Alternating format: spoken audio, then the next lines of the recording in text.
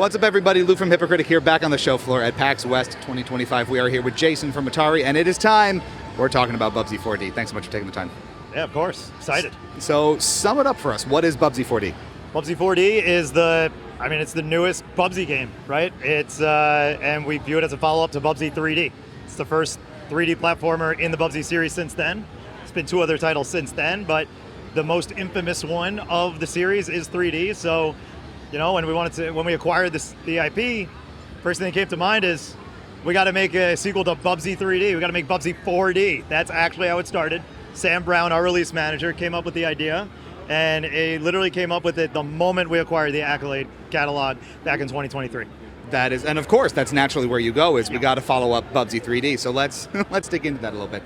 You mentioned acquiring the Accolade catalog. Can you, from your perspective, peel back the onion a little bit on that, because people may not necessarily understand what goes into needing to acquire IPs or catalogs from other companies like that. I don't really know the specifics, to be honest, but basically it's one of these things where, Wade didn't really think much of the Bubsy IP as part of the acquisition. He acquired the whole catalog, right? So he actually saw a Good Morning America bit that they just organically just started talking about Bubsy. And that's when he had the realization that, people care about Bubsy. Like, he's on the record of saying that. And then, of course, you got Sam, who knows about Bubsy, and he's excited about it. And there's Mew's excited about it. So you get all this old retro IP that, we've been acquiring a bit of those over the course of the last few years since Wade became CEO, kind of like becoming the go-to place for retro nostalgia, right? Like, that's what Atari means, trying to bring back that idea of Atari. So, you look at Accolade and you look at that whole catalog, and then all of a sudden, we're most excited about Bubsy, I know it from the memes. I know it because of Bubsy 3D. That's what people think about. They don't even think that there was 4 other games in the series. But that's like the best way to explain it. As far as the process, I couldn't tell you.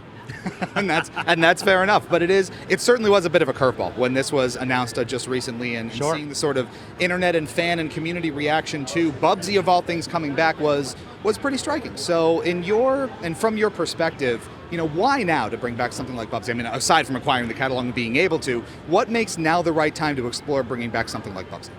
Well, I think it's the easy answer, the honest answer is to say, well, this is the time that we were at a point where we were able to announce it. So that's because really the time to do it was just like, we want to do this exciting thing, and we had enough buy-in internally to do that, and that process started about 2 years ago, and now here we are at a point where we're ready to unveil it to the world. As far as the timing goes, well, I mean, who knows they're really like a good time or bad time for any of that stuff. I think people are excited about it in particular because and I'm hearing it a lot on the floor now, there is a strong desire for these kind of platformers, right? They don't really, they're out there, but there's, even like Nintendo, everybody's excited about a new 3D Mario game. You get a Donkey Kong game. Bonanza's phenomenal, but it's not Mario, right? I hear people say, hey, maybe if this does well, maybe there'll be a Sly Cooper, maybe there'll be a new Jak. I'm like, well, I don't know if Sony's appetite for platformers is the same as ours, but it's an interesting idea, and if nothing else, illustrates the hunger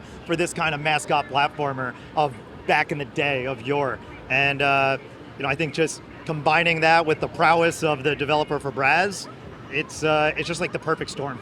It certainly is a match made in heaven, seemingly, and there is a ton of appetite for that, especially from more classic and retro IPs that specialized in this sort of thing back in the day, and were known for it one way or the other, which is kind of the segue into Bubsy 3D sort of being where it was in the public consciousness last left, and to be polite, probably not the best reputation. Be honest, don't be polite, be honest. People didn't like it. It wasn't doing so good at the time. I don't know. Working with that sort of foundation, fairly or not, where the franchise and the IP sort of has had the reputation that it has over time, what's that been like from the development and production perspective of trying to get it back out there with not just any kind of resurrection, but one that really does have solid mechanics and is a lot of fun to play?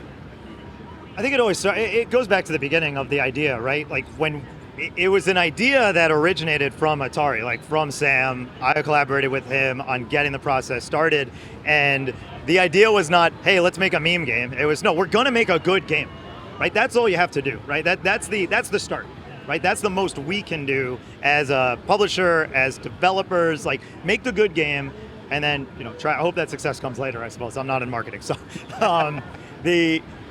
And then that's the first part. And you're dealing with something that people know, recognizable IP, that helps. If it's known for the wrong reason, so be it. You still have something there, and that has some sort of appeal to have people turn their heads and be like, oh, I know that. Wish I didn't, but I know it. And then they say, wow, that looks really good. Cool. And that's kind of been the process. I've described this as like kind of a 3-stage process of Bubsy 4D acceptance. 1, why is Bubsy back? 2, why does it look good? And then you actually play it, and then you're like, oh man, it is good. And then you've accepted it. But as far as, I don't even remember the original question. I feel like I've gone off base. Yeah, but something. something. Something. Oh, using the foundation of the original and kind of leveraging that. We want to acknowledge that, right? We want to acknowledge the past of Bubsy. Going into it, as we were talking to all the developers, what was surprising, because we talked to multiple really strong, independent platforming developers. That's who we went at. We went for people who have expertise in the field, and we got so many amazing proposals, right? And we eventually ended up going with Febreze. But any one of them could have delivered a killer Bubsy game, absolutely. And everybody had enthusiasm to make a Bubsy game. Everybody wanted to, which shows that everybody really wants to see this thing succeed, right? Because even if it is memed, even if it is disparaged, there is still a desire. Everybody loves a comeback story, right?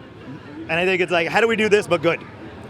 Right? 100%. And if you have the ability to do that, you can be legendary. Absolutely. To bring back something, to have that whiplash of going from 3D to a killer game like 4D, come on. The that's triumph. That's a hell of an behind opportunity. That. Absolutely. So it makes perfect sense. And mechanically, like we were touching on before, it really is quite fun. Hairball mode and the sort of physics and the momentum you get with that. Yep. Very satisfying. The platforming is very crisp and solid. Watching people go hands-on with it and sort of starting to have that revelation for themselves of like, oh my God, Bubsy's good. What is happening here? What has the reaction been like at the booth with players getting their hands on it, and what's that sort of been like for you to experience? Awesome. It's awesome. I love coming to these shows and showing our games because I believe in them all, right? And it makes it really easy when you come to these shows and you're showing games that you like, and that's how it's been for the last, since we started coming to PAX 3 years ago, and maybe it's 2. It doesn't matter. The point is, coming here, there's enthusiasm to see people play the games that you actually stand behind and enjoy. For Bubsy, it's one of these things where you kind of have those things where people are going, it's Bubsy, I don't know. And then some people are like, I saw it, it looks great. And some people say, oh wow, it's Febreze, I love Febreze, this game's awesome. And every single one. I've seen people jump in from all ranges of skill level. Some people who clearly have never played a 3D platformer before, people who absolutely are familiar with Febreze, and everybody in between, and they all have a great time playing the game. Everybody gets through the demo. It's crazy. I was talking to somebody else, he's like, how many people get through the demo? At least 90% of people get through the demo. I'd probably put that at 95, 99. Most people have to walk away. They're just like, oh no, I gotta go. And they're kind of mad they have to run away. But everybody's been super positive about it, and it kind of speaks to not only the accessibility of it, but it's just the fun of it, the fun of the moveset. You feel like a cat, but you still have control. It's a bit erratic, but you never really feel like you're not going to make that jump. There's so many tools, and they're just fun to use. It's just fun to use. So it's been awesome. It's been truly amazing, and seeing how different people pick up the game and play with it. Febreze, Fabian is the co-founder, co-lead at Febreze, and he uses the term expressive platforming. So that means that you have this moveset, you get it from the jump, and you can use it as you see fit to navigate any obstacles in the game. And you see that in real time. People are playing the game differently. They're chaining the abilities differently. And as they get through it, like you see them adapt to this play style. Some people pick it up better than others, and they use it with more finesse. Others get through it just kind of going through as you would in the earliest moments of a game. So it really is just, it's kind of playing out almost exactly as we wanted it to, which is super weird. Usually that doesn't happen. But got to be very gratifying. Oh, it's amazing. To It's watch great. it happen like that. Expressive platforming, I think, is a really apt term for it, because you see that come through not just in the mechanics, but in the character design and the sort of other people you meet around there, and the sort of way the world is displayed and comes together really has a lot of life and vibrancy to it. Can you talk a little bit about, from your perspective, how the game started to find its voice? Because as the triumphant return of Bubsy after so many years, I imagine it could have gone a lot of different ways. So how did the team start to settle on this specific kind of presentation style and irreverency that we see now? I don't necessarily want to speak to the writing side of it. That was Fabian, but from the origin, as it was pitched, it was never meant to be, we're going to go in and just make fun of ourselves, right? And as it was coming through, is more of, we're acknowledging the past, but we're looking forward, right? That's why Bubsy's a little old.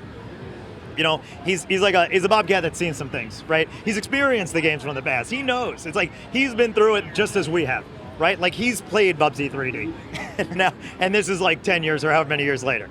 But that was really the tone. It wasn't like a let's meme this thing to hell. It was no, we're gonna tell like a fun, light story of this, you know, maybe like this middle-aged Bobcat, and it was on a bit of a redemption arc. Yeah, and probably would have been very easy to just sort of continue to potentially throw that IP under the bus, make it super memey like you were describing. Yeah. But to take a more, sounds like earnest tack to it and make something that is a little more genuine in that respect, sounds like a great approach, and it's clearly playing out on screen there. Yeah. So then, people want to get this in their hands. What's the release window for Bubsy and what platforms are you targeting? 2026, and we are targeting everything. So let me take a brief deep breath. PC through Steam, Epic Game Store, GOG, PS4, PS5, Xbox One, Series X and S, and Xbox Play Anywhere support, Switch 1, and yes, Switch 2. So you have no excuse. If you want to play Bubsy 4D, you have no excuse not to get it. All right, we'll look for that next year. Jason from Atari, thank you so much for the time. Thank you.